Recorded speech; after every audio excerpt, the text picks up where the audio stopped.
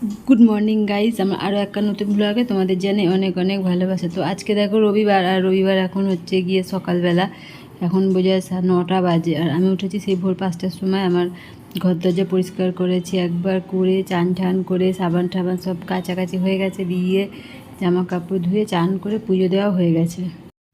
আর এই ঘরে যেহেতু মেয়ে আর ওর বাপি ঘুমোয়, ওই জন্য ওইটা সকালবেলা পরিষ্কার করা হয়নি। আমার এই ঘরটাই বাকি আছে। তো এই ঘরটা পরিষ্কার করে নিয়ে গেছিলাম একটুখানি বাজার। তো ওখান থেকে দেখো একটাই পপকর্নগুলো নিয়ে এসেছি, আর মেয়ের জন্য একটা বাউলি নিয়ে এসেছি, আর এই পিনাট বাটার খাওয়ার জন্য বলে যাচ্ছে কদিন ধরে, তো ওটাও নিয়ে এসেছি। একটু এই অল্প করে আর কি টিফিন খাওয়া হলো। তো ওই বাসনগুলো ছিল, আর দেখো বাজারে এনে বাইরে বসিয়ে রেখেছি। এই বাজারগুলো তুলবো, আর রবিবার মানেই বেশি কাজ, এই মাছ ধোয়া, বাজার তোলা সবই একসাথে করতে হবে। এখন এই ঘরে ঢুকে দেখো ফোনটায় চার্জ দিতে গেছিলাম। তো ফোনটা চার্জ দিতে গিয়ে কিছু একটা দেখলাম, তো ওইটা নিয়েই আমি বসে পড়েছিলাম। তো মনে পড়ছে না কী করছিলাম।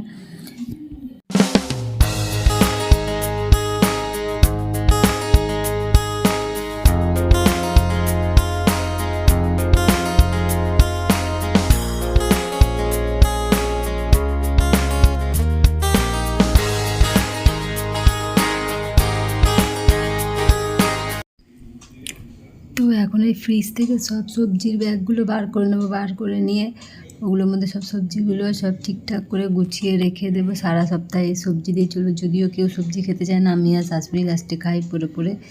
মেয়েও খায় না, ওর বাপিও খেতে চায় না।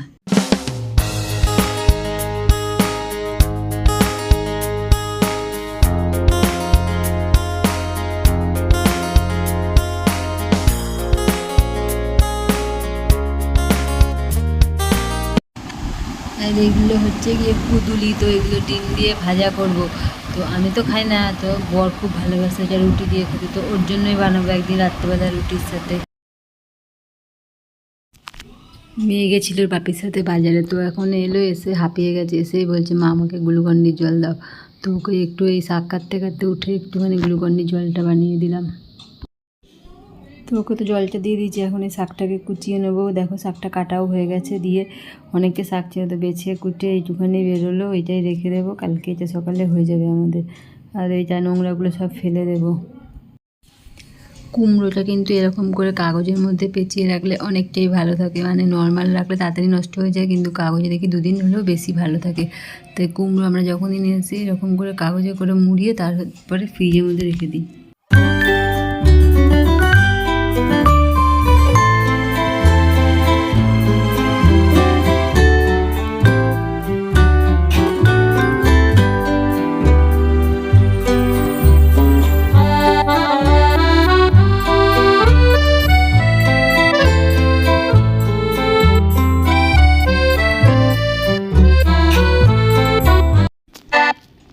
মেয়ের ফলগুলোকে এখন বার করে রাখলাম প্যাকেট থেকে, ঝুড়ির মধ্যে রাখলাম। ও ড্রাগন খাওয়ার ইচ্ছা হয়েছে, তো ওই ড্রাগনই নিয়ে এসছে, কিন্তু এগুলো যা বাজে খেতে, আমি আদৌ জানি না ও খাবে কি না খাবে। 2 দিন ধরে সমানে বলছে, কোনো সময় বলে না, তাই ওর জন্য নিয়ে আসলাম।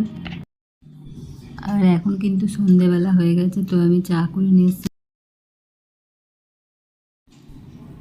ঘুরতে এলাম বলতে আজকে তো চন্দননগরে একটাই জায়গা ঘুরতে যাওয়ার মতো, কিছু থাক না থাকে স্ট্যান্ডের পার। তো ওখানেই গেছিলাম ঘুরতে, মেয়ে আমি আর বর। দেখো ওখানে প্রচুর ভিড় ছিল আজকে, যেহেতু আজকে রবিবার। তো আমি আর বর এখানে কথা বলছিলাম, আর দেখো পেছন দিকটায় কিন্তু এরকম বাচ্চাদের সব দোলনা আছে, তো বাচ্চারা ওখানেই দোলনা খাচ্ছিলো। আর আজকে যা ভিড়, আমরা বেশিক্ষণ বসিনি, তারপরে চলেও এসেছিলাম। থেকে কিন্তু আমি এই জিনিসটা বানাতে দিয়েছিলাম।